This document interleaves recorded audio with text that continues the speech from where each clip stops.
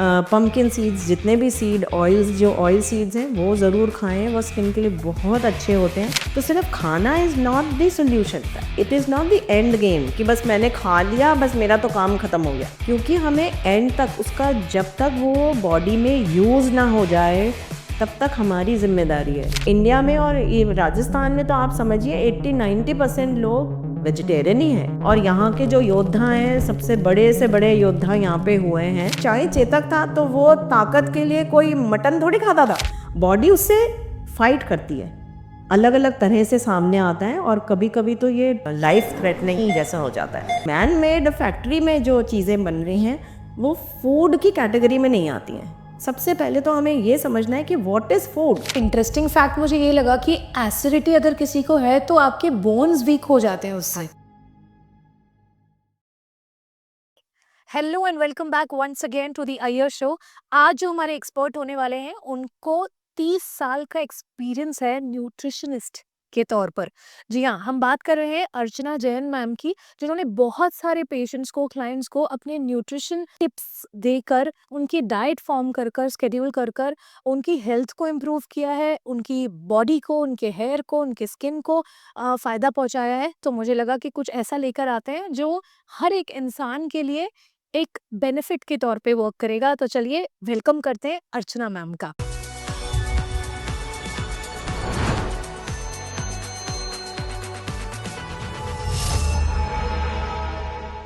Ma'am कैसे हो आप? मैं बिल्कुल बढ़िया हूँ, और आपसे मिलके और भी अच्छी हो गई है। Thank you ma'am, thank you. तो मैम, क्योंकि आज हम न्यूट्रिशन के बारे में बात करने वाले हैं और आप इंडिया की लीडिंग न्यूट्रिशनिस्ट में जानी जाती हैं, तो आपके हिसाब से एक डाइट को न्यूट्रिशनल डाइट कब कहेंगे? ओके, तो thank you for inviting me to your show. और जो ये आपने क्वेश्चन पूछा बहुत ही अच्छा, क्योंकि हमें न्यूट्रिशन के बारे में हम इतना सुनते हैं। तो न्यूट्रिशन जो है एक कंप्लीट हेल्दी बैलेंस डाइट को न्यूट्रिशनल डाइट कहेंगे, जिसमें कि हमारे जितने भी फूड ग्रुप्स होते हैं, नेमली फ्रूट्स हैं, वेजिटेबल्स हैं, लेग्यूम्स एंड पल्सेस हैं, नट्स एंड सीड्स हैं, और dairy products and other food, जिसमें कि नॉन वेजिटेरियन फूड भी आ जाता है। तो वो सब सारे 5 फ्रूट ग्रुप्स होने चाहिए। और ऑल्सो जो हमारे न्यूट्रिशनल कॉन्स्टिट्यूएंट्स होते हैं हमारे फूड के, जैसे कि जो 7 हमारे यहाँ कॉन्स्टिट्यूएंट्स माने जाते हैं, namely protein, carbohydrates, fats, vitamins, minerals, water and fibre. ये सब जिस फूड में है वो एक बैलेंस डाइट कहलाती है। और अगर हम इसको इस तरह से समझें मेडिकली, या इसकी डेफिनेशन वाइज समझें, तो एक diet which is complete in its nutrients to for your growth and development, and also which saves you, prevents you from all the diseases, deficiency diseases, and it builds the immunity, and it provides you with lot of energy, enough energy which you need for your growth. Okay, हाँ। तो ये complete हमारा एक package होता है। Okay, अब ma'am इस complete package में कार्बोहाइड्रेट्स है, प्रोटीन्स है, फाइबर है, वाटर है, मिनरल्स हैं, विटामिन्स हैं। तो एक इंसान इन सब चीज़ों को खा रहा है, तो वो ओवर ईटिंग नहीं हो जाएगा? नहीं, तभी तो बैलेंसिंग जो वर्ड है वही तो हमें ध्यान रखना है कि कौन सी चीज़ कितनी खानी है। जैसे हम अपनी ज़िंदगी में भी, हम जब हम कपड़े पहनते हैं तो हम एक बैलेंस क्रिएट करते हैं। हम एक शर्ट पहनते हैं, एक पैंट पहनते हैं, उसके हिसाब से हम अपने शूज़ पहनते हैं। आपने इतने सुंदर इयररिंग्स पहन रखे हैं, तो ये कॉम्प्लीमेंट कर रहे हैं, लेकिन हम सब चीज़ ओवर नहीं कर सकते। ओवर नहीं कर रहे हैं। आपने 4 इयररिंग्स नहीं पहने हैं, आपने 1 ही तो पहना है। तो वो उस तरह से बैलेंसिंग करनी ज़रूरी होती है। तो ये जितने भी न्यूट्रिएंट्स होते हैं, इनको हम फूड में जब बैलेंस कर लेते हैं, तो ये एक अच्छी हमारी बॉडी के लिए हेल्दी डाइट हो जाती है। ओके, अब जैसे मैम शुगर नहीं खाना, आटा नहीं खाना ज़्यादा, मैदा नहीं खाना, ऑयल ज़्यादा नहीं खाना, तो फिर क्या बच गया है मैम खाने के लिए अभी? ये तो बहुत ही बड़ा मिसकंसेप्शन या मिथ है। देखिए, अगर ये सब कुछ नहीं खाना, तो फिर ये सब चीज़ें दुनिया में हैं क्यों? हाँ, और इनके बिना हम अपने खाने का सारा टेस्ट हमारा रह जाएगा, है ना? तो क्योंकि खाना तो बहुत ही टेस्टी होना बहुत ज़रूरी है, स्पेशली इंडियन डाइट्स तो इसी के अराउंड होती हैं। आई नो, आई थिंक तो इंडिया और इमोशंस का जो एक कनेक्शन है वो है फूड। बिल्कुल, आप किसी के घर पे जाते हो और अगर आप उनके घर पे खाना नहीं खा रहे हो, मतलब थिंग्स आर नॉट राइट। वो ये नहीं समझेंगे कि भाई हो सकता है सनसेट के बाद नहीं खाने से, अगर एक सामने वाला इंसान नहीं खा रहा है तो वो हेल्थ के हिसाब से बोल रहे हैं। नहीं, अगर खाना नहीं खाया मतलब तुम्हारी मेरी कट्टी। बिल्कुल, हमारे यहाँ तो बहुत फूड से इमोशंस जुड़े हुए हैं और आप देखो सारे फेस्टिवल्स हमारे फूड से ही जुड़े हुए हैं। अभी काइट फेस्टिवल आने वाला है जयपुर में, हाँ। तो मकर संक्रांति पे हमारे यहाँ बहुत बड़ा काइट फेस्टिवल होता है। तो उस दिन हमारे स्पेसिफिक खिचड़ा बनेगा और ये पकौड़े पॉश बड़े जो होते हैं वो बनने ही हैं, तो वो फ्राइड ही होंगे, वो हम उनको बॉईल करके नहीं खा सकते हैं, हाँ। है ना? और तिल के लड्डू बनेंगे, हाँ। रेवड़ी बनेगी, फेनी बनेगी, तो ये सब चीज़ें हमारी उस इमोशन से, हमारे कल्चर से जुड़ी हुई चीज़ें हैं। एग्जैक्टली। इनको हम छोड़ नहीं सकते जस्ट बिकॉज़ ये क्योंकि ये मीठा है और ये फ्राइड है, इसलिए हमें नहीं खाना है, ये तरीका नहीं है। हमें क्या करना है because now things are changing. Things are changing means हमारे लाइफ़स्टाइल बहुत चेंज हो चुका है। हम लोग अब इतना फिजिकल एक्टिविटी नहीं करते हैं, तो हमें सीखना है कि इसको हम किस तरह से खाएं, कितना खाएं, ताकि ये हमारी बॉडी पे एडवर्स एडवर्स इफेक्ट न डाले, है ना? हमारे को खराब ना करे, हमारी बॉडी को खराब ना करे, हमको इल हेल्थ ना दे। करें। तो हम खाएंगे भी, तो पकौड़े भी हम खाएंगे, फेनी भी खाएंगे, तिल के लड्डू तो इनफैक्ट बहुत अच्छी अच्छे होते चीज हैं। होती है। तिल is very good for the body. हाँ। वो आयरन का सोर्स तो आई थिंक। यस, आयरन का, कैल्शियम का बहुत अच्छा सोर्स है। कैल्शियम इसमें बहुत भर भर के कैल्शियम है। जैगरी वगैरह। Jaggery is also good. Jaggery से आयरन और इससे कैल्शियम, तो ये सर्दियों के लिए बहुत अच्छा फूड होता है। तो लेकिन हम ये नहीं कर सकते कि हम 4 लड्डू खा रहे हैं, क्योंकि हम 4 लड्डू हमको बहुत सारी कैलोरीज भी देंगे हाँ। और वो हम उतना बर्न नहीं करेंगे, है ना? सिर्फ पतंग उड़ाएंगे, वो भी 4 जने पतंग उड़ाते हैं, बाकी ऑडियंस होती है, ऑडियंस होती है। सही बात है। अच्छा मैम, जैसे शुगर हम बोलते हैं तो लोगों के दिमाग में आता है चीनी।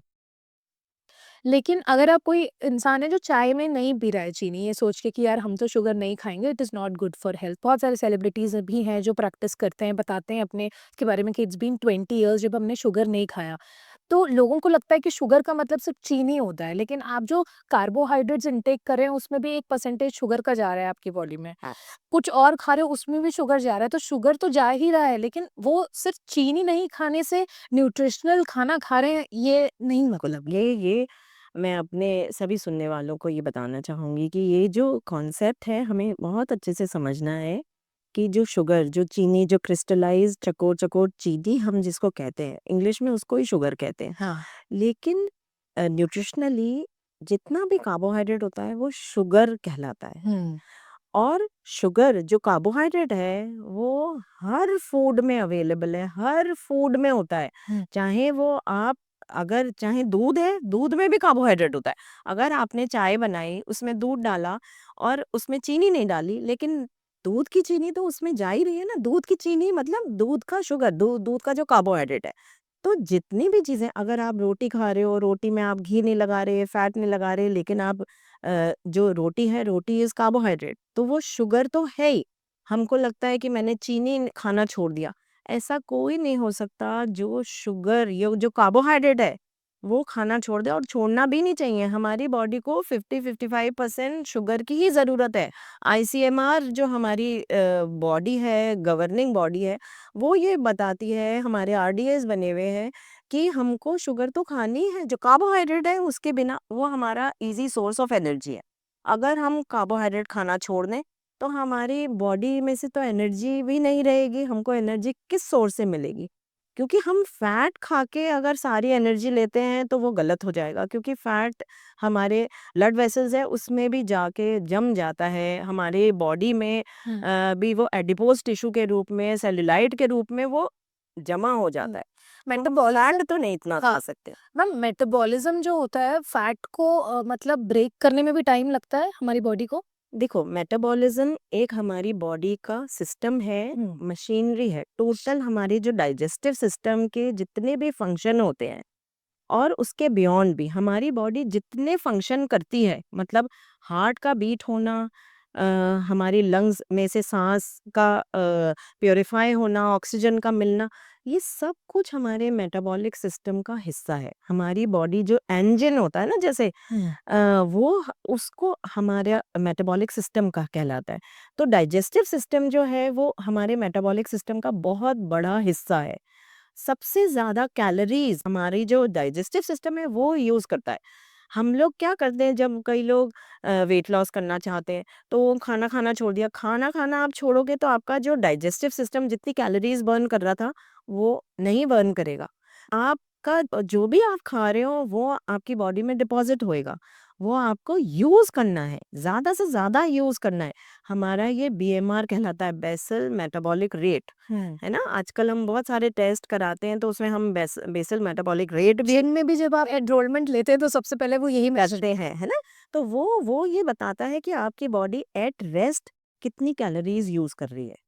तो अगर हम कुछ भी ना करें तो भी हमारी बॉडी, हमारा दिल तो धड़केगा ना, उसको भी एनर्जी चाहिए। हम साँस ले रहे हैं, हमारी बॉडी को एनर्जी तो चाहिए, हमारा ब्रेन फंक्शन कर रहा है, उसको ब्रेन बहुत सारी कैलोरीज़ यूज़ करता है। और ब्रेन तो फैट को एज़ कैलोरी यूज़ करता है। तो ब्रेन जितना शार्प होगा, जितना आप यूज़ करोगे, उतना अच्छा फैट यूज़ हो जाएगा। तो ब्रेन को तो खूब अच्छे से यूज़ करना चाहिए सब लोगों को। ओके, इंटरेस्टिंग फैक्ट्स हैं मैम ये सारे। अच्छा मैम, जब आटा की बात आती है, अब एक आप पंजाबी इंसान से बोलोगे कि भाई पराठे मत खाओ, तो आपने उसका इमोशनल टैंजेंट तो बिल्कुल हिला दिया, है ना? तो ये चलो आटे की बात हो गई। अब बहुत बार ऐसा होता है कि हम ब्राउन ब्रेड खाते हैं, लेकिन बहुत कम लोगों को ये चीज़ पता होती है कि ब्राउन ब्रेड का मतलब ये नहीं है कि आप मैदा नहीं, आटे की ब्रेड खा रहे हो।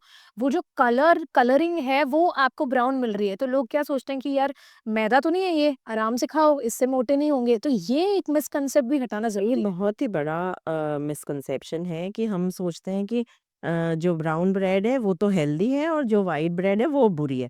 व्हाइट ब्रेड भी मैदा से बनी है और जो ब्राउन ब्रेड है वो भी व्हीट से ही बनी है, आटे से बनी है ना? हाँ। व्हीट ब्रेड उस पे लिखा होता है, व्हीट ब्रेड है।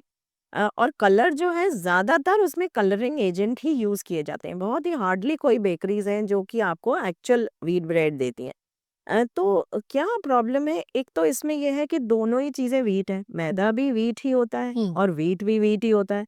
मैदा भी व्हीट ही का तो पार्ट है, उसी को हुँ। तो प्रोसेस करके और मैदा बनाई जाती है। तो क्या है कि हम और प्लस उसमें एक और सबसे बड़ी बात है कि प्रिजर्वेटिव्स यूज़ किए जाते हैं दोनों ही ब्रेड्स में। तो प्रॉब्लम प्रिजर्वेटिव्स की बहुत ज़्यादा है। आप देखिए, आप अपने घर में अपने घर की बनी हुई रोटी आप कितने दिन खाते हो? 1 दिन, 2 दिन, उससे ज़्यादा नहीं खा पाते हो। हार्डली सुबह की शाम भी बहुत लोग नहीं खाते। हुँ।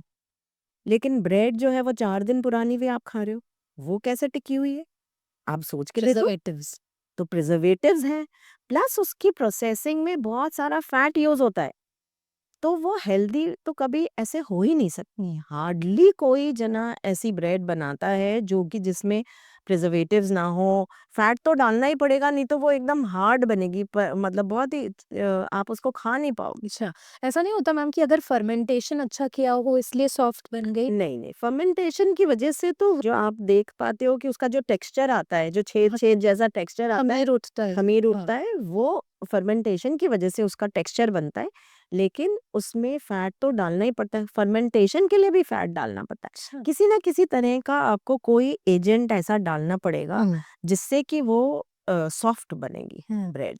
अब जैसे मैम ऐसे बोलते हैं कि जो हेयर फॉल होता है या जो हेयर ग्रोथ होती है हमारी वो भी जेनेटिक होती है, मम्मी-पापा से बच्चे को मिलती है। तो अगर जैसे मैं अपनी मम्मी की बात करूँ तो उनके अभी भी हेयर बहुत हेल्दी हैं, बहुत लंबे हैं, घने हैं। तो मैं उन्हीं की बेटी हूँ, एक एग्ज़ाम्पल दे रही हूँ। तो ऐसा क्यों है कि इतना वेरिएशन है उनके बालों में जबकि मैं तो उन्हीं उन्हीं के मेरे में भी जीन्स आने चाहिए ना? जीन्स तो आपके आए हैं, जीन्स तो आते ही हैं, हमारी जो हेयर का टेक्सचर, कलर हुँ। सब जेनेटिक होता हाँ। है ना? तो जीन से तो आपने देखा होगा, कइयों के बाल बहुत कोर्स होते हैं, कइयों के बाल बहुत थिन होते हैं, कइयों के बाल ब्लैक होते हैं, कई लोगों के बाल ब्राउन होते हैं। तो ये सब हमें जीन जेनेटिक ही मिलता है। हुँ। लेकिन जीन्स जो है वो हमारा एक जैसे होता है ना, जो प्रोडक्ट हम बन के आ गए, हमें मम्मी ने, पापा ने हमारे उनके जीन्स से हमें एक प्रोडक्ट बना दिया। लेकिन अब उस प्रोडक्ट को सँभालना हमारे हाथ में है ना? अब मैं कितने बाल किस तरह से धोती हूँ, किस तरह से उसको कोम्ब करती हूँ, अगर मैं ऑयलिंग उसकी मसाज करती हूँ कि नहीं, मेरे बाल कितने गंदे रहते हैं, पॉल्यूशन से मैं किस तरह से अपने आप को बचाती हूँ। फिर आजकल जैसे कलरिंग कलरिंग कराते हैं, हम बहुत सारे ट्रीटमेंट्स कराते हैं बालों के, तो उससे हमारे बाल, उसका टेक्सचर, कलर, क्वालिटी सब खराब हो सकती है, चेंज हो सकती है ना? तो जो जीन्स है, वो तो एक लोडेड गन की जैसे है। तो जो एनवायरनमेंट है या जो हमारा लाइफ़स्टाइल है, वो इट पुल्स द ट्रिगर, तो हम उसको चेंज कर सकते हैं अपने हिसाब से। Nicely explain ma'am. जब हम बिहाइंड द सीन्स बात कर रहे थे मैम, तो आपने एक बहुत अच्छा एग्जांपल दिया था कि आप एक कपड़ा है जो दुकान से खरीद के लाते हो, वो एक प्रोडक्ट हो गया आपका। अब उस कपड़े को आप, वो आपके जेनेटिक डेरिवेशन हो गया जो आपको बिल्कुल मम्मी ठीक पापा से है। मिला। अब उसका आप क्या करते हो? जैसे मैं बता रही थी कि अगर आप आपने कपड़ा खरीद लिया और अगर घर लाके उसका पोंछा लगा रहे हो, या आपने उसको जो ड्राई क्लीन होना था कपड़ा, उसको आपने पानी में धो दिया या किसी हार्श केमिकल से धो दिया, या धूप में ऐसे ही सुखा दिया, उसका कलर ही उड़ गया, तो या वो श्रिंक हो गया, तो ये हम अप उसको, हमारी जो अपकीप है वो बहुत वो सही ज़रूरी है। जी। तो वो बालों के लिए एक प्रॉपर अपकीप का सिस्टम है, हाँ। उनको साफ रखना है, उनको प्रॉपर कोम करना है, उनकी मसाज करनी है, तो आपके बाल आप देखिएगा। प्लस दूसरी बात ये है जो सबसे इम्पोर्टेंट है, वो अबाउट डाइट इनटेक। तो मम्मी ने तो आपको दे दिया जो उनको देना था जीन्स, लेकिन अगर हमने प्रॉपर न्यूट्रिटिव खाना नहीं खाया है, हम बहुत ही लो न्यूट्रिशनल वैल्यू वाला हाँ। खाना खा रहे हैं, तो हमारी बॉडी को ना प्रोटीन मिल रहा है, ना ज़िंक मिल रहा है, ना सेलेनियम मिल रहा है, ना जो बाल हैं उनको बहुत सारी विटामिन्स और मिनरल्स चाहिए होते हैं। अगर हम वो नहीं खा रहे हैं, तो हमारे बालों की जड़ें कमज़ोर हो जाएँगी हाँ। और वो टूट जाएँगी। मतलब ओवरऑल ही ग्रोथ कॉम्प्रोमाइज़ हो जाएगी, भले वो बालों की हो, आपकी बॉडी की हो, स्किन एब्सोल्यूट की हो। एब्सोल्यूटली एब्सोल्यूटली, अगर आपके बाल टूट रहे हैं, कच्चे हो रहे हैं, इसका मतलब है कि आपकी पूरी बॉडी में प्रॉब्लम है। ये नहीं है कि सिर्फ बालों में प्रॉब्लम है। आपके न्यूट्रिशन, ये साइंस होते हैं हमारी बॉडी में। अगर मेरी स्किन बहुत ड्राई हो रही है, फ्लेकी हो रही है, अगर मेरी से बाल बहुत ड्राई या टूट रहे हैं बहुत ज़्यादा, या मेरी स्किन में पैचेस आ रहे हैं, या मेरा डाइजेस्टिव सिस्टम अच्छा नहीं चल रहा, बार बार मुझे कॉन्स्टिपेशन होता है, या बार बार मुझे लूज मोशंस होते हैं, या मुझे गैस हो रही है, बर्प्स हो रहे हैं, या मुझे आंखों से देखने में प्रॉब्लम आ रही है, या मेरे ब्लीडिंग गम्स हो रहे हैं, हुँ। है ना? लिप चैप हो रहे हैं। तो ये सब साइन्स होते हैं ये बताने के लिए बॉडी को कि आपका बॉडी, आपका डाइट, आपका जो न्यूट्रिशन है वो वो पुअर प्रॉपर है। नहीं चल रहा है, पुअर है, आप सुधर जाओ, संभल जाओ, ठीक है? सही बात है मैम। अच्छा, अ, ऐसा क्यों लगता है मैम आजकल मोस्टली जो आफ्टर 30s के बच्चे हैं, लेडीज़, फीमेल्स हैं, जेंट्स हैं, ऑल ऑफ देम, सप्लीमेंट्स और विटामिन्स की ज़्यादा ज़रूरत हो गई है? क्योंकि एक टाइम था जब हमारे दादा-दादी, नाना-नानी का टाइम था, विटामिन्स और मिनरल्स का कोई कॉन्सेप्ट ही नहीं था जो आप सप्लीमेंट्स के तौर पर ले रहे हो। लेकिन आज एसेंशियल हो गया है कि 30 के बाद ओमेगा के जो सप्लीमेंट्स हैं वो आप ले रहे हो, विटामिन बी के सप्लीमेंट्स ले रहे हो, या ओवरऑल मल्टीविटामिन्स ले रहे हो। Why has it become so important in now, like in present time? Okay, so क्या है, प्रॉब्लम ये नहीं है कि हमें सप्लीमेंट ही लेना ज़रूरी है। हुँ। ऐसा नहीं है। फूड जो होता है वो अपने आप में कंप्लीट न्यूट्रिशन होता है। जो फूड है वो आपको सारी डिजीज़ेज़ से बचा सकता है, सारे डेफ़िशिएंसीज़ हैं उनसे बचा सकता है। हुँ। प्रॉब्लम ये हो गई कि हम फूड को ना बनाना चाहते हैं, ना ठीक से हम उसको अरेंज करते हैं, ना उसको इम्पोर्टेंस देते हैं, ना हमने उसकी रिस्पेक्ट खो दी है। ना टाइम लेके ना खाते हैं, टाइम अच्छा लेके जल्दी-जल्दी। खाते नहीं हैं। तो हमने उस फूड को हमारी जो जितना इम्पोर्टेंस उसकी थी, हमने उसको कम कर दिया, हाँ। उसको नलिफ़ाई कर दिया। इस वजह से जब हमारी बॉडी में कोई डेफ़िशिएंसी होती है, हुँ। तो हमको लगता है कि अभी तो अच्छा कैल्शियम की डेफ़िशिएंसी हो गई है, तो कैल्शियम खा लो। जबकि हमें, अगर हम प्रॉपर फूड खा रहे हैं, which is a good balanced diet, तो आपको किसी भी सप्लीमेंट की ज़रूरत नहीं पड़ेगी, कभी भी नहीं पड़ेगी। मैं 57 इयर्स की हूँ, मैं अभी तक कोई भी सप्लीमेंट नहीं खाती हूँ और मेरा अपने आप से ये वादा है कि मैं आप लोगों को सबको मैं चैलेंज मैंने ये ले रखा है कि मैं ज़िंदगी भर कोई भी सप्लीमेंट नहीं खाऊँ। हुँ। तो तो साइड इफ़ेक्ट्स भी होते होंगे मैम? साइड इफ़ेक्ट्स तो देखो क्योंकि वो आर्टिफ़िशियल फूड है, वो न एक बात कही जाती है कि जो प्लांट में जो चीज़ उग रही है, जैसे जो ऑर्गेनिक ग्रीन प्लांट हाँ। में जो चीज़ उग रही है, वो फूड होता है। जो फैक्ट्री में जो चीज़ को भी प्लांट कहते हैं, है ना? मशीनरीज़ में जो बनता है, जो जो मैन मेड फैक्ट्री में जो चीज़ें बन रही हैं, वो फूड की कैटेगरी में नहीं आती हैं। सबसे पहले तो हमें ये समझना है कि व्हाट इज़ फूड? हम फूड कह किसको रहे हैं? तो हमको लगता है कि बस जो भी हमने खा लिया मुँह में वो फूड है। फूड वो है जो हमारी नीड है। जैसे सर्दियों में हमारी नीड है जैकेट पहनना। ये जैकेट मैंने इसलिए पहनी हुई है क्योंकि ठंड है। तो ये मेरी नीड है इसलिए मैंने पहनी है। इसी तरह फूड की हमारी नीड होती है। बॉडी को जिन चीज़ों की नीड है, आप उसको सप्लाई कर रहे हो, तो वो फूड कहलाएगा। सिर्फ टेस्ट के लिए हम अगर खाना खा रहे हैं, तो वो फूड में की कैटेगरी में नहीं नहीं आता आता। है ना? तो फूड हमेशा नेचुरल जो होगा, जितना ज़्यादा से ज़्यादा आप natural, less cooked, minimum cooking करके जो चीज़ें आप खा सकते हो, हुँ। तो उसको आप गुड फूड या न्यूट्रिटिव फूड हुँ। कहोगे। अब जैसे मैम मिनिमम कुकिंग की बात है, तो जो नॉन-वेज आइटम्स होते हैं, उनको तो हमें प्रॉपर्ली कुक करके खाना पड़ेगा, है ना? तो उसमें भी मिनिमम कुकिंग का कॉन्सेप्ट लगता है? क्यों नहीं कर सकते आप? सिर्फ बॉइलिंग करके कर सकते हो ना, सिर्फ रोस्ट कर सकते हो। वैसे। Why do you have to like cook it in lot of oil and उसमें ढेर सारे मसाले डाले और ये उसको 2 घंटे पका रहे हैं। अगर आप सिंपल रोस्टिंग करते हो, तो भी वो कुक हो जाता है। आप सिर्फ नमक डाल के उसको रोस्ट कर सकते हो। आप बॉयल पानी में नमक डालो, बॉयल कर लो। बॉयल करके और वो सॉफ्ट हो जाएगा। एक्चुअली प्रॉब्लम ये है ना, नॉन-वेज हम क्योंकि हम लोग कार्निवोर नहीं है, तो हमारे दाँत और पेट कच्चा मीट नहीं खा सकते। हुँ। हम कच्चा मीट पचा नहीं पाएँगे, है ना? हाँ। तो इसलिए हमको उसको सॉफ्ट करना पड़ता है। ओके। तो सॉफ्टनिंग के लिए आप जो भी मेथड यूज़ करते हो, तो आप बॉइलिंग कर सकते हो। हुँ, हुँ। इवन बहुत कम ऑयल में शैलो फ्राई जैसा करके भी आप कर सकते हो। क्योंकि मीट में तो अपने आप में बहुत सारा फैट है। ऐसा नहीं है कि अगर आप मीट खा रहे हो तो आप फैट तो फिर भी खा ही रहे हो, हुँ। है ना? तो फैट और प्रोटीन आप खा रहे हो, तो आप हल्का-सा उसमें फैट लगा के और उसको शैलो फ्राई करके ऐसा भी खा सकते हैं। हाँ। तो वो मेथड ऑफ कुकिंग जो है वो बहुत इम्पोर्टेंट है। अब जैसे मैम ये मिसकंसेप्ट भी होता है लोगों का कि अगर आप नॉन-वेज खा रहे हो तो ही आपको प्रोटीन मिलेगा, तो ही आप फिट रहोगे, आप स्ट्रॉन्ग रहोगे।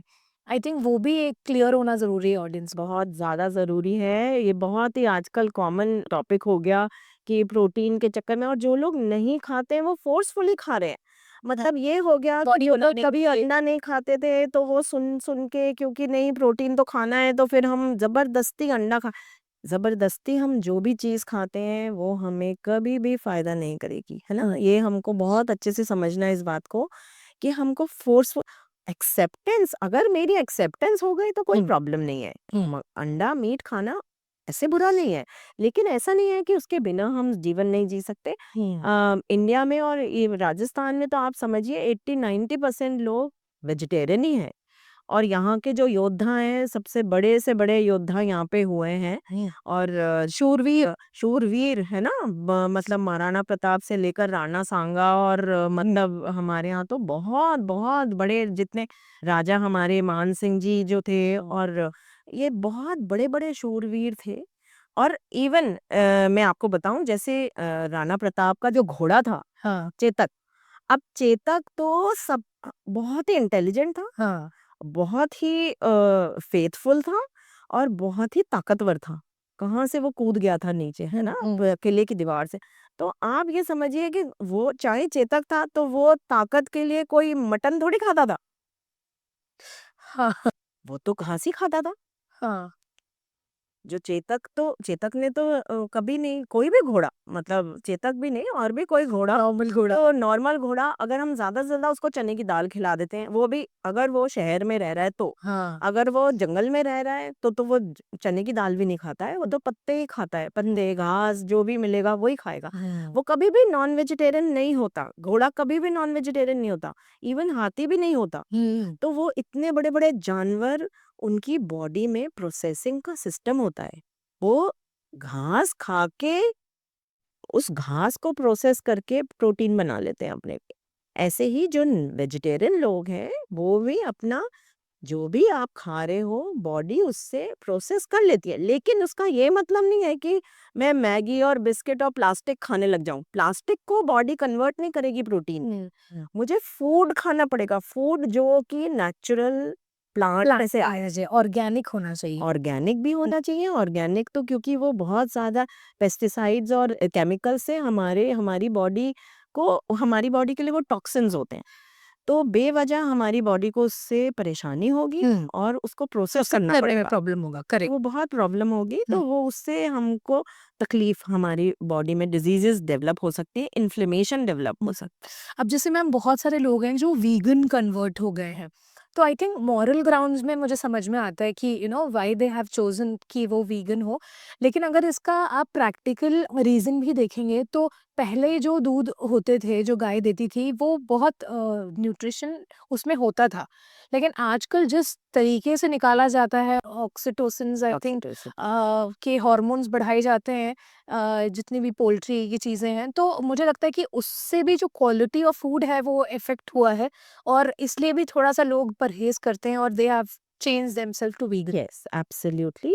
अगर हम बाकी सब चीज़ें अच्छे से खा रहे हैं, क्योंकि हमारे को कैल्शियम, आयरन, विटामिन डी और बहुत सारी चीज़ें हमें प्लांट से मिल जाती हैं। सभी हुँ, चीज़ें हमें प्लांट से मिल जाती हैं। हुँ, छोटे बच्चे के लिए जब तक वो खाना नहीं खा पा रहा है, तब तक उसको मदर्स मिल्क या काऊ मिल्क, जो भी अपना बेबी है, हुँ, वो अपनी मदर का मिल्क इसलिए लेता है क्योंकि वो खाना नहीं खा सकता और अरेंज भी नहीं कर सकता। हुँ, वो इतना छोटा है कि वो अभी कहीं जाके अपना खाना अरेंज नहीं कर सकता है।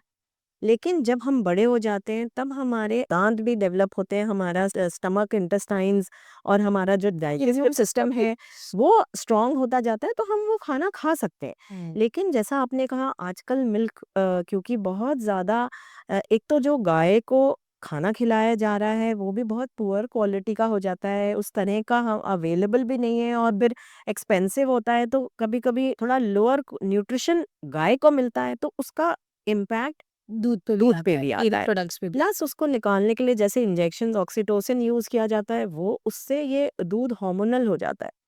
तो जब हम उसको पीते हैं, तो ये हार्मोन्स हमारी बॉडी में भी जाते हैं। तो आप देखते हो आजकल लड़कियों को बहुत ज़्यादा पीसीओडी का प्रॉब्लम हो गया है। मतलब every third girl has a PCOD और अ मैल फंक्शनिंग मेंस्ट्रुएशन साइकिल। हाँ। तो सब परेशान हो रहे हैं इस चीज़ से, क्योंकि ये जो ऑक्सीटोसिन है, सिर्फ़ दूध से नहीं आता है और भी बहुत सारी चीज़ें हार्मोनल हो जाती हैं। तो वो उसको हम जब कंज़्यूम करते हैं, जो बहुत ज़्यादा फ़ास्ट फ़ूड खाते हैं, उनमें जो प्रिज़र्वेटिव्स होते हैं, वो भी हमारे फ़ास्ट फ़ूड को डिफ़र करते हैं, चेंज कर देते हैं। तो वो हमारा जब सिस्टम, जो हार्मोनल हमारा नेटवर्क है, वो डिस्टर्ब होते ही हमारे लड़कियों को पीसीओडी का प्रॉब्लम आ जाता है, लड़कों को और अग्रेशन का प्रॉब्लम आ जाता है, बहुत सा डिप्रेशन का प्रॉब्लम आ जाता है। तो बहुत सारी चीज़ें ये हार्मोन से जुड़ी हुई हैं, तो हमें बहुत समझ के खाना है। और जहाँ तक वीगन की बात है, वो एक इंडिविजुअल चॉइस हो सकती है और जैसे आपने कहा, एक इमोशनल या रिलीजियस या कल्चरल, मतलब आदमी का ये सेल्फ डिसीजन हो सकता है। इसको हम ज़बरदस्ती किसी पे थोप नहीं सकते। अगर आपको लगता है, किसी को लगता है, तो वो कर सकता है, बट इट इज़ नॉट कि वो हेल्दियर है और दूसरा जना हेल्दियर नहीं हो सकता। हुँ। ये बात बिल्कुल सच ये नहीं है। स्ट्रिक्टली इंडिविजुअल टू इंडिविजुअल ही डिपेंड करता है। बिल्कुल, अब बिल्कुल। जैसे मैम अर्ली 30s या मतलब लेट 20s में भी आजकल घुटनों के दर्द की बड़ी समस्या है, स्पेशली आफ्टर कोविड। लोगों ने रियलाइज़ ये चीज़ करी है कि भले वो हेयर फॉल है या बहुत इम्यून सिस्टम उनका इम्पैक्ट हुआ है या घुटनों में तो दर्द मतलब आजकल तो मैं हर इंसान से सुनती आ रही हूँ, तो मुझे ऐसा लग रहा है कि ये इतना ज़्यादा आफ्टर कोविड क्यों नोटिस में आ गया है मतलब? अ, हाँ, यस, थोड़ा-सा तो इम्पैक्ट हम पे पड़ा भी है क्योंकि हुँ, हमारी इम्यूनिटी बहुत डाउन हुई, क्योंकि हमारी बॉडी ने कोविड से बहुत ज़्यादा लड़ाई करी। हुँ, मतलब उस समय बहुत बॉडी को सारा एनर्जी उस तरफ लगानी पड़ी, तो बहुत सारी चीज़ें हमारी डेफ़िशिएंसी लेवल पे आ गईं। तो उसी में जैसे घुटने वाली बात है, तो बहुत सारा हमारा कैल्शियम सैचुरेशन पुअर होता चला गया, बोन्स में से कैल्शियम निकल गया, क्योंकि हमारी बॉडी वाज़ फाइटिंग, क्योंकि कैल्शियम जो है वो हमारी इम्यूनिटी सिस्टम का बहुत इम्पोर्टेंट पार्ट है, कि ओके। जब भी हमारी बॉडी बहुत एसिडिक हो जाती है, हुँ, तो वो उसको न्यूट्रलाइज़ करने के लिए बोन्स में से कैल्शियम को निकालती है। तो जितने भी लोग बहुत ज़्यादा, ऐसे मैं सबको कहना चाहूँगी, अगर आपको एसिडिटी रहती है, तो आप इसको बहुत सीरियसली लीजिए, इसको समझिए, इसको ठीक करने की कोशिश करिए, क्योंकि आपकी हड्डियाँ कमज़ोर हो जाएँगी। दूसरा इसका एक इम्पोर्टेंट और बात है, ओके। क्योंकि हम लोगों ने मूव करना, वॉक करना, एक्सरसाइज़ करना इतना कम कर दिया, हम घुटने यूज़ नहीं करते। आजकल कमोड भी इंग्लिश स्टाइल के हैं, हुँ, हम नीचे झुक के बैठते नहीं हैं, घुटने नीचे आलती-पालती मार के नहीं बैठते हैं, स्क्वाट पोज़ीशन में नहीं बैठते हैं, नीचे झुकना किसी को पसंद नहीं आता कि नीचे झुक के कोई सामान उठा लें। तो पोछा हम भी लोग मॉप से ही लग ओछा भी मॉप से खड़े-खड़े, बिल्कुल सही बात है।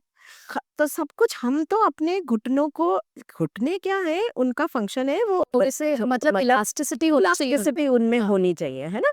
तो वो सब कुछ हमने करना बंद कर दिया, तो हुँ, उससे हमारी जो घुटने की इलास्टिसिटी है, वो पुअर होती जाती है, और उसकी जो स्ट्रेंथ है, वो पुअर होती जाती है, क्योंकि क्या हो रहा है कि कभी-कभी तो वेट बहुत ज़्यादा होता है, तो वेट बहुत ज़्यादा होने से घुटना तो आपका कमज़ोर है, और वेट है बहुत ज़्यादा, तो आपने उस घुटने पे बहुत ज़ोर पड़ता है, तो वो आपको कमज़ोर करता जाता है घुटने को, तो आपको बार-बार पेन होता है।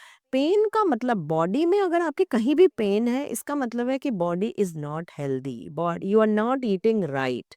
आप कहीं न कहीं अपने लाइफ़स्टाइल में गड़बड़ कर रहे हो। तो जैसे कहते हैं ना कि diseases runs in the family because nobody runs in the family. ठीक है?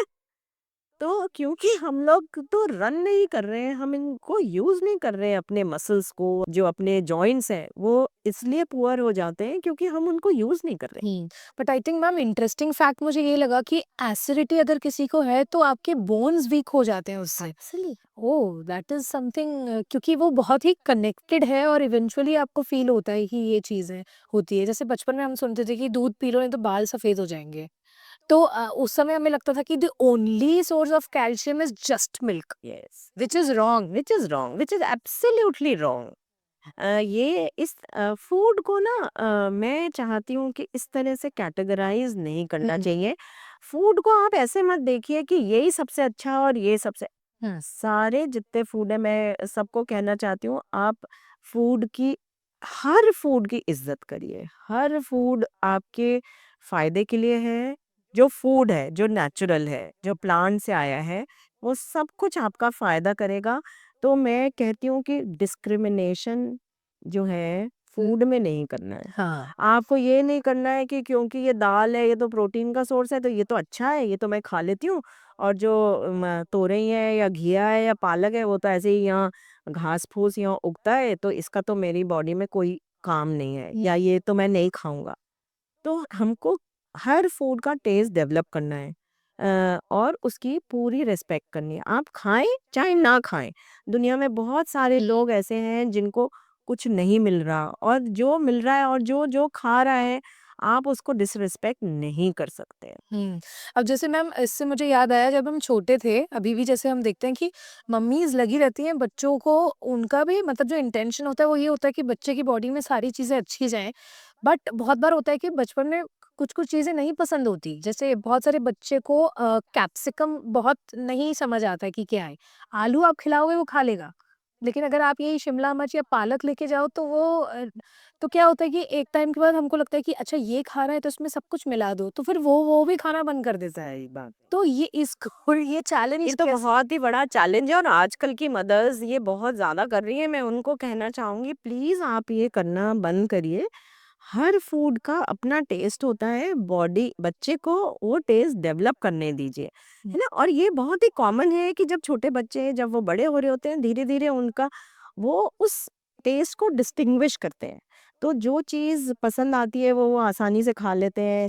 लेकिन हम एज़ मदर हमको लगता है कि इसको सब कुछ खिलाना है, तो उसमें सब मिक्स करके अगर हम खिलाना चाहते हैं तो वो बच्चा फिर कुछ भी नहीं खाएगा, वो उसको उस खाने से एवर्जन होता है।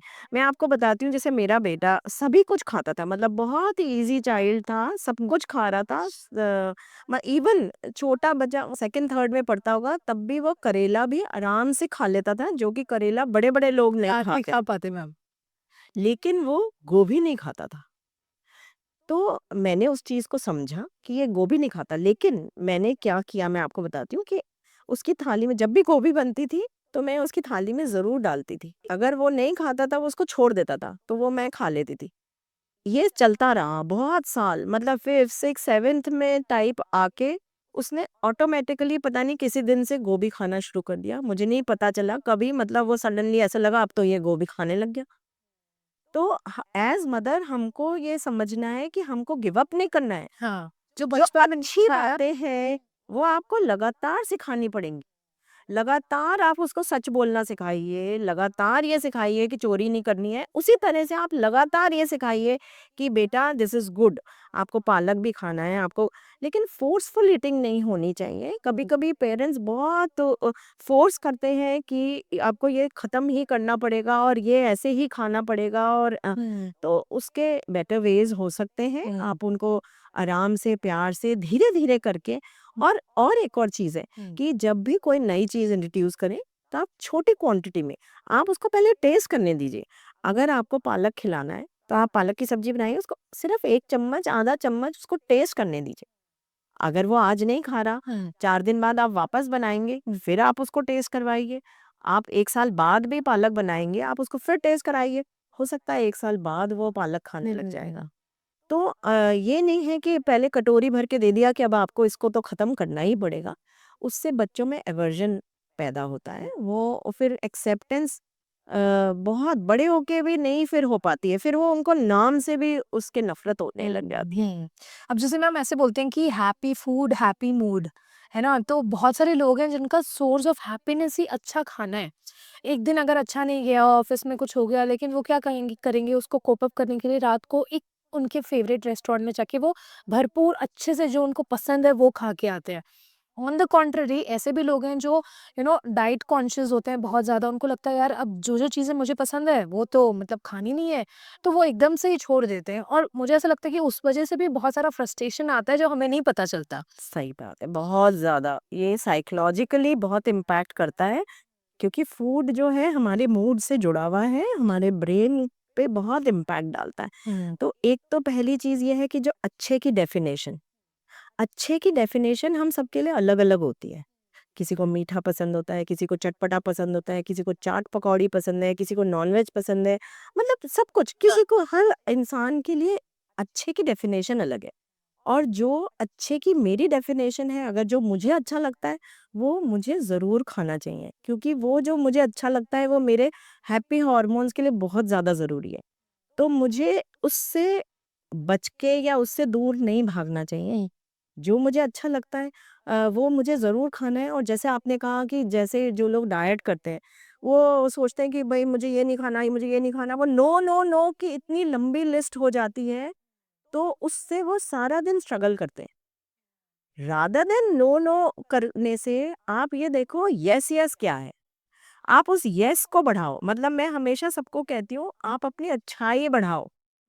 बुराई अपने आप कम हो जाती है। आपको याद ही नहीं आएगा कि मुझे मी जब आपका पेट भरा हुआ होता है, अच्छी चीज़ों से अगर आपका पेट भर गया है, आपको याद भी नहीं आएगा कि कोई पिज़्ज़ा भी ऑर्डर करना है। आप करके देखो इस चीज़ को। हुँ, आप जब एक तो भूखे रहना या अपने आप को डिप्राइव करना बिल्कुल छो बंद करिए। हुँ, मतलब डिप्राइव नहीं करना है, उसकी बैलेंसिंग सीखिए। हुँ, तो हर इंडिविजुअल का अपना डाइट होता है। एक तो ये समझना ज़रूरी है कि मुझे किसी सोशल मीडिया से, किसी इन्फ्लुएंसर से, किसी किसी भी ऐसे नहीं किसी की भी बात सुननी है। पहले मैं अपनी डाइट को फॉर्मुलेट कर अपनी दूँ बॉडी के अपनी हिसाब बॉडी से। के हिसाब से। हर इंसान हम्म, मतलब इवन 2 भाइयों की, 2 बहनों की भी डाइट अलग हो सकती है ना? तो मेरी बहन है उसको बहुत चटपटा पसंद है, मुझे बिल्कुल नहीं पसंद है, मैं बहुत ही ब्लैंड खाना खाती हूँ। तो है तो हम दोनों सगी बहन हैं, लेकिन हमारी चॉइसेस अलग-अलग हैं। तो अगर मैं अपना खाना उसको दूँगी, तो उसको अच्छा नहीं लगेगा। हाँ वो इतनी मिर्ची खाती है, मैं अगर अगर वो हाँ उसका खाना मैं खाती हूँ, तो मैं सोचती हूँ अरे इतनी मिर्ची लग रही है, हाँ। तू कैसे खाती है? हम्म, तो सबका खाना अलग-अलग हो सकता है। She can be satisfied, I can be satisfied when I eat my style of foods. Food. अब जैसे मैम बहुत सारे लोग ऐसे होते हैं जिनको ना खाना खाने के बीच में पानी बहुत लगता है, तो ऐसे बोलते हैं कि थोड़ा सा पानी आप पियो ठीक है, लेकिन आप ज्यादा मत पियो। बिल्कुल। तो इससे क्या डाइजेशन प्रोसेस लंबा हो जाता है और भी कुछ डिसएडवांटेजेस है? तो वो यस बीच-बीच में बहुत सारा पानी पीने से जो हमारी बॉडी ने डाइजेस्टिव सिस्टम हम्म में बहुत सारे एंजाइम्स और बहुत सारे हार्मोन्स फंक्शन करते हैं। हम्म तो बॉडी उनको सिक्रीट करना शुरू करती है। हम्म जब हम खाना खाते हैं तो बॉडी के पास काम आ गया, ठीक है? जैसे हम हमारे पास भी कोई काम होता है तो हम उसको उसके हिसाब से अपना शेड्यूलिंग करते हैं, उसके हिसाब से अपना अरेंजमेंट करते हैं। तो उसी तरह से बॉडी के पास जब काम आ गया वो अपना एंजाइम्स बनाना शुरू करती हम्म है, गैस्ट्रिक जूसेस बनाना शुरू कर दिया। अब जब हम बहुत सारा पानी इसमें डाल देते हैं तो वो थोड़े से डाइल्यूट हो जाते हैं, वो अपना पूरा फंक्शन नहीं कर पाते। हम्म जब वो पूरा फंक्शन नहीं करते तो आपका खाना पूरी तरह डाइजेस्ट नहीं हो पाता। हम्म जब खाना डाइजेस्ट नहीं होगा तो आपको एसिडिटी होगी, इंडाइजेशन होगा, गैस होगी। और जब खाना पूरी तरह डाइजेस्ट नहीं हुआ है तो इसका मतलब है कि आपको उस खाने से पूरा नरिशमेंट नहीं मिला है। हम्म और जब नरिशमेंट नहीं मिला है तो आपको डेफिशिएंसी डिजीजेस हुई, हम्म आपके कैल्शियम कम रह गया। खा तो लिया हमने, लेकिन हमने उसको डाइजेस्ट नहीं करा, वो बॉडी में एब्जॉर्ब नहीं हुआ है। हाँ। तो सिर्फ खाना is not the solution, it is not the end game कि बस मैंने खा लिया बस मेरा तो काम खत्म हो गया। क्योंकि हमें एंड तक उसका जब तक वो बॉडी में यूज ना हो जाए तब तक हमारी जिम्मेदारी है। क्योंकि मेरी बॉडी है ये। अब जैसे मैम आपने बोला कि बॉडी में जैसे कुछ किसी ने खाया और वो उसको एब्जॉर्ब नहीं कर पाई बॉडी, तो यही वजह है कि लोगों को ये पीका डिसऑर्डर्स होते हैं, जिसमें वो ग्लास या ईंट या स्लेट एक्चुअली पेंसिल वो पत्ती वगैरह खा। एक्चुअली बहुत ज्यादा तो वो साइकोलॉजिकल है। ठीक अच्छा। है, it is more related to psychological disorder. Hmm लेकिन जो उसका फिजिकल पार्ट है, तो क्या होता है जब आप कोई चीज खाने लग जाते हो, जैसे हम बच्चे के लिए भी हम बात कर रहे थे या हम अपने लिए भी, जब हम बड़े होके कोई चीज नई इंट्रोड्यूस करते हैं, जैसे जो लोग वेजिटेरियन है वो नॉनवेज अगर अंडा पहली बार खाते हैं तो उनकी बॉडी में उस अंडे को डाइजेस्ट करने वाले एंजाइम्स या जूसेस नहीं होते हैं जो स्पेसिफिकली उस प्रोडक्ट के लिए चाहिए। तो कभी कभी वो हमें सूट नहीं करता हम्म है ना। तो जैसे जो पीका डिसऑर्डर वाले जो जो लोग हैं, वो अगर वो चीजें खाने लग जाते हैं तो उनकी बॉडी सीख लेती है उसको डाइजेस्ट। डाइजेस्ट करना। डाइजेस्ट तो पूरा नहीं होता है लेकिन उसको एक्सक्रीट करना सीख लेती है। जैसे अपन हमारी बॉडी भी, नॉर्मल इंसान भी अगर कुछ समझो कॉइन खा लेता है तो बहुत बारी वो सिक्के एक्सक्रीशन, छोटे बच्चे खा छोटे लेते बच्चों में वो सिक्के ऐसे खा कहते सिक्के बाहर निकल जाते हैं ना, हम्म स्टूल के साथ में वो बाहर आ जाते हैं। हम्म क्योंकि बॉडी उसको बाहर निकाल देगी। बॉडी का बहुत ही बड़ा सुपर डुपर कंप्यूटर है ये, मतलब अभी तक हम उसको पूरी तरह से समझ भी नहीं पाए हैं।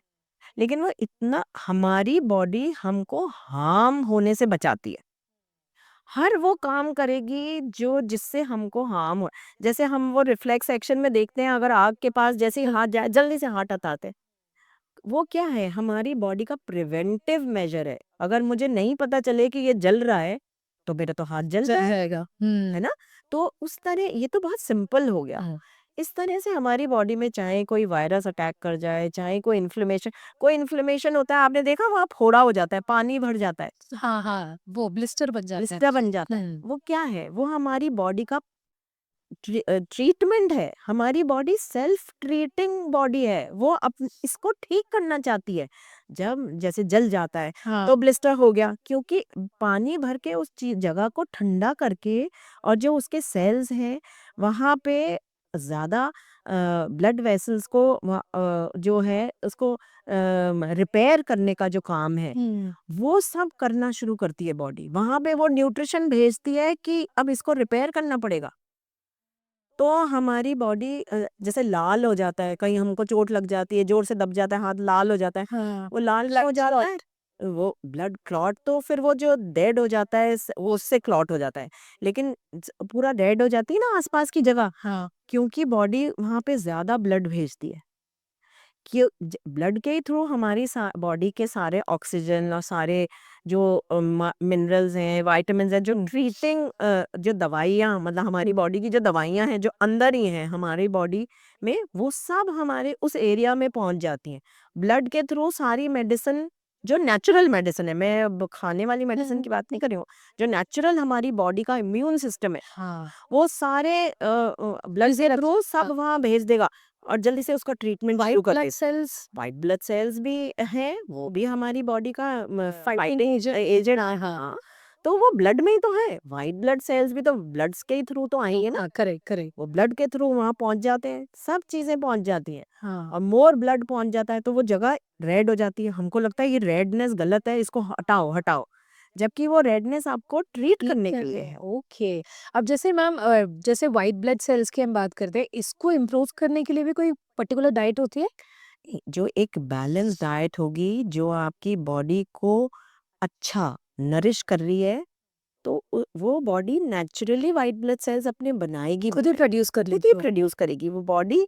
हमारा काम है अच्छा खाना। हुँ, हमने एक बार बॉडी को अच्छा गुड बैलेंस डाइट, जो हमने शुरू में बात करी थी न्यूट्रिटिव डाइट, हुँ, जो सारे फूड ग्रुप्स और सारे सातों कॉन्स्टिट्यूएंट्स जो हमारी हुँ। फूड के हैं, वो अगर हम सब खा रहे हैं, और खाना तो एक पार्ट है, हमारी बॉडी माइंड एंड सोल सबसे चलती है। तो अपने माइंड को भी खुश रखना है, सोल को भी खुश रखना है, और बॉडी का जो फिजिकल बॉडी है वो तो हमारे खाने से चलती है ना?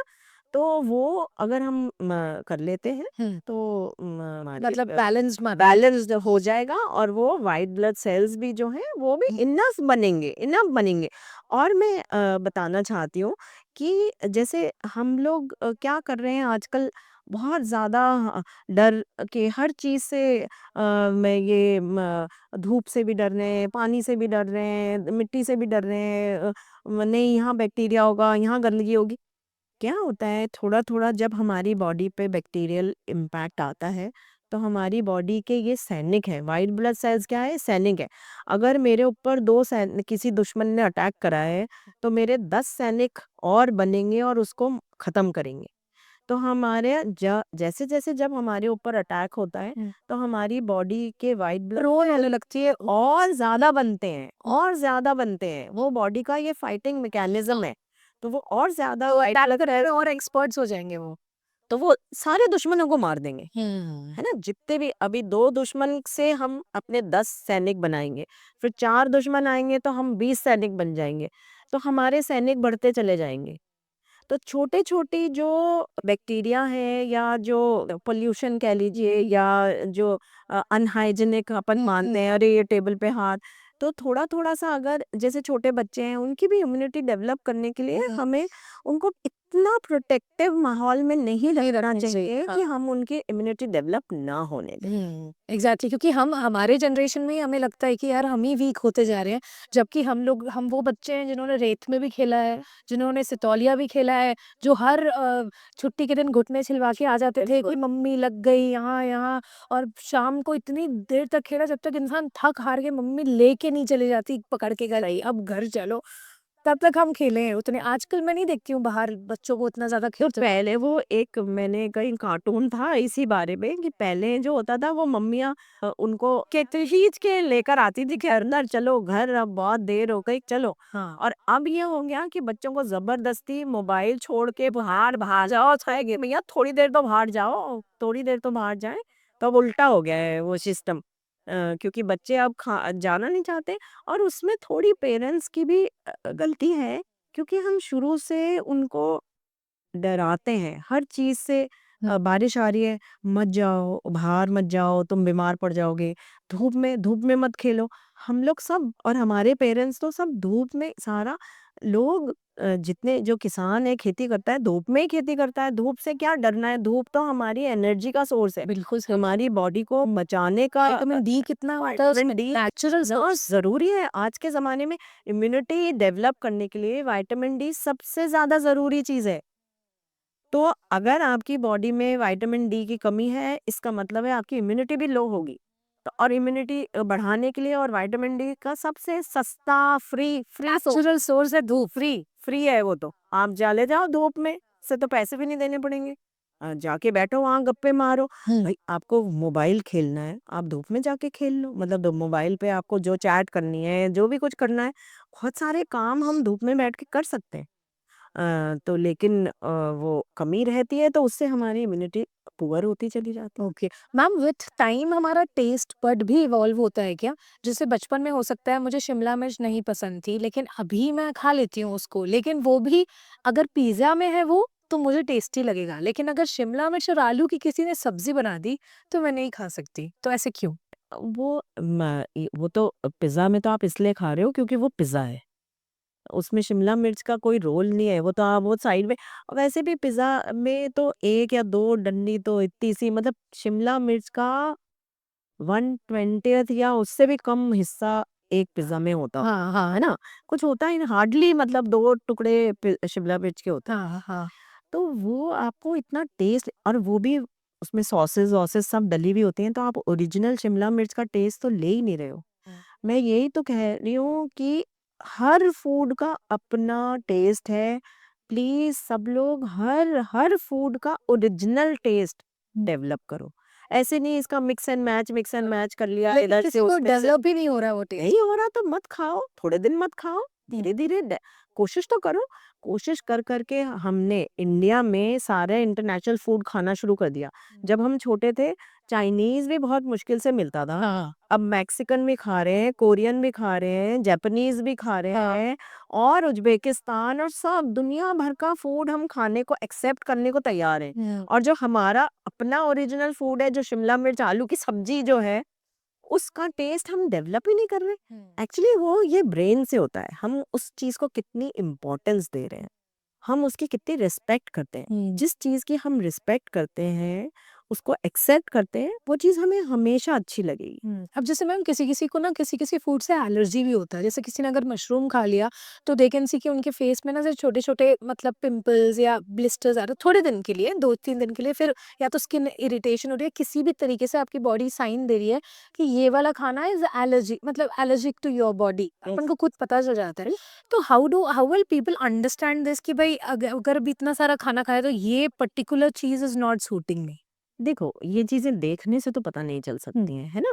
क्योंकि ये कॉमन नहीं है और हर के एक इंडिविजुअल पे डिपेंड करता है। हुँ। क्योंकि जैसे जो हमारा प्रिकर्सर का कमी रह जाती है, जो कि उस पर्टिकुलर फूड से एलर्जिक हो जाता है या मैं उस चीज़ को डाइजेस्ट नहीं कर सकती हूँ या मेरी बॉडी उस पर्टिकुलर चीज़ से रिएक्ट कर रही है। हुँ। ठीक है? तो अब जैसे मशरूम की एलर्जी बहुत कॉमन है। मशरूम की, पीनट की, काजू की, अंडे की, दूध की, ये एलर्जीज़ बहुत कॉमन है और आजकल व्हीट की एलर्जी भी बहुत कॉमन होती जा ग्लूटन रही है। हाँ। ग्लूटेन एलर्जी भी बहुत कॉमन होती जा रही है। अगर आपको एलर्जी है किसी चीज़ से, तो आपको वो फूड नहीं खाना क्योंकि वो आपकी बॉडी के लिए वो फॉरेन एलिमेंट हो गया। बॉडी उससे फाइट करती है। अलग-अलग तरह से सामने आता है और कभी-कभी तो ये थ्रेटनिंग हो जाता है। मतलब इस लेवल तक भी थ्रेटनिंग है लाइफ थ्रेटनिंग जैसा हो जाता है। तो हमें अगर हम आइडेंटिफ़ाई कर पाएँ देखो वो आइडेंटिफ़ाई करने के लिए हमको वो चीज़ बार-बार खानी पड़ती है। मतलब हाँ, बचपन में अगर खाई, कभी कुछ हो गया, हम एकदम से आइडेंटिफ़ाई नहीं कर पाते। लेकिन सेकंड टाइम भी मैंने मशरूम खाया, फिर मुझे लगा, सो थोड़ा थर्ड टाइम पता भी चल मैंने जाता है। खाया तो मुझे कुछ हुआ तो हमें पता चलने लग जाता है। तो we can be very careful about कि भैया ये मैं और फिर आप टेस्ट कर सकते हो कि भाई यही पर्टिकुलर चीज़ मैं आज खाती हूँ और मैं टेस्ट कर लेती हूँ कि भाई मैंने पहले और थोड़ा सा खा के देख थोड़ा लो सा खा के देख ले कि बॉडी कैसी बॉडी कैसे रिएक्ट कर रही है।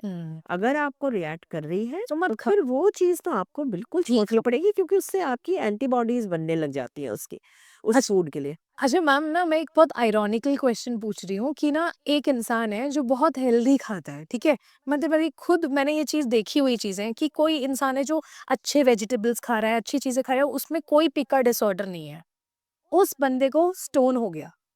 एक इंसान है जिसने बचपन में ईंट खाई होगी, बत्ती खाई होगी, जिसे बर्ता कहते हैं, स्लेट पेंसिल कहते हैं लोग, और न जाने कितनी सारी चीज़ें जो एडिबल नहीं है, उस क्रेविंग से बहुत सारे छोटे बच्चे होते हैं जो दीवार खाते हैं साइड से, वो सब खाते हैं। बड़े होने के बाद भी लोग ऐसी चीज़ें खाते हैं जो कि हमारी बॉडी मतलब नॉर्मल बॉडी नहीं डाइजेस्ट कर पाती, उनको स्टोन नहीं हो रहा है। और जो हेल्दी खाना खा रहा है, उनको भी डॉक्टर ने बोला है कि टमाटर नहीं खाना है क्योंकि इसमें सीड्स होते हैं, भिंडी नहीं खाना उसमें सीड्स होते हैं। तो पता है क्या है, बॉडी जो है हमारी एक बहुत बड़ी बायोकेमिस्ट्री है।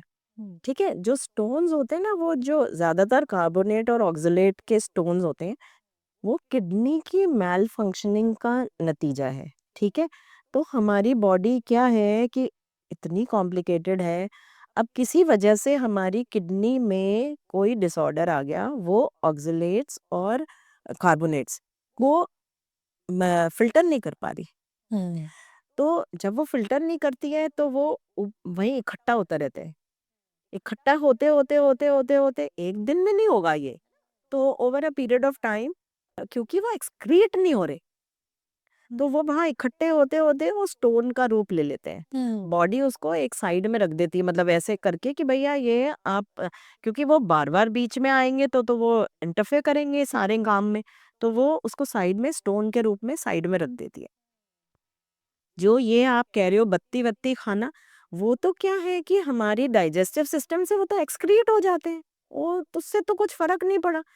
अगर जो चीज़ डाइजेस्ट ही नहीं हुई, मतलब एब्ज़ॉर्ब ही नहीं हुई है, ये ना बड़ा लंबा सारा प्रोसेस है। हम खाते हैं, फिर वो डाइजेस्ट होता है, हुँ। डाइजेस्ट होके हमारी तो एक्सक्रीट होता है। फिर हाँ, जो नहीं डाइजेस्ट हुआ वो एक्सक्रीट हो जाता है। हाँ, तो जैसे जो बत्ती-वत्ती आप कह रहे हो, हाँ, जो वो तो डाइजेस्ट ही नहीं हुआ, तो वो तो एक्सक्रीट हो गया। हाँ। उससे तो कोई उसमें फ़र्क भी ही तो नहीं पड़ा। किडनी का इन्वॉल्वमेंट हुआ ना क्योंकि वो तो क्योंकि डाइजेस्ट ही नहीं हुआ, तो वो तो एज़ सच बाहर आ गया। जैसे जो सिक्का होता है वो अच्छ ऐसे का, उसमें किडनी का कोई इन्वॉल्वमेंट नहीं है। अच्छा। किडनी का इन्वॉल्वमेंट तब हुआ जब वो ब्लड में एब्ज़ॉर्ब हो गया। हुँ, ठीक है, खाना जो था हमने खाया, उसमें से सारी चीज़ें, जैसे प्रोटीन्स, विटामिन, मिनरल्स, वो जो भी बॉडी को चाहिए, जैसे मैंने लड्डू खाया, मैंने घिया खाई, मैंने एप्पल खाया, उसमें से जो भी न्यूट्रिएंट्स थे वो सब एब्ज़ॉर्ब होके मेरी ब्लड में चले गए। हुँ, अब ब्लड सारी बॉडी में इसको घुमाएगा। जहाँ-जहाँ जो चीज़ें चाहिए वो देता जाएगा। हुँ, फाइनली जो वेस्ट प्रोडक्ट है वो फ़िल्टर होने के लिए किडनी पे आएगा। हुँ, तो किडनी उसको फ़िल्टर कर देगी कि जो-जो चीज़ें चाहिए वो रख लो, हुँ, और जो चीज़ें जो टॉक्सिन्स हैं, जो हमारी बॉडी को नहीं चाहिए, वो सब बाहर कर दो। तो यूरिन के थ्रू जो भी हमारा जो by product hmm, of digestion होता है, वो सब यूरिन के थ्रू बाहर निकल जाता है। हुँ, लेकिन अब उसमें ऑक्ज़लेट हमारे बाहर निकल जाने चाहिए थे नॉर्मली। हुँ, लेकिन किडनी कहती है कि इसको तो मुझे बाहर निकालना आता ही नहीं है।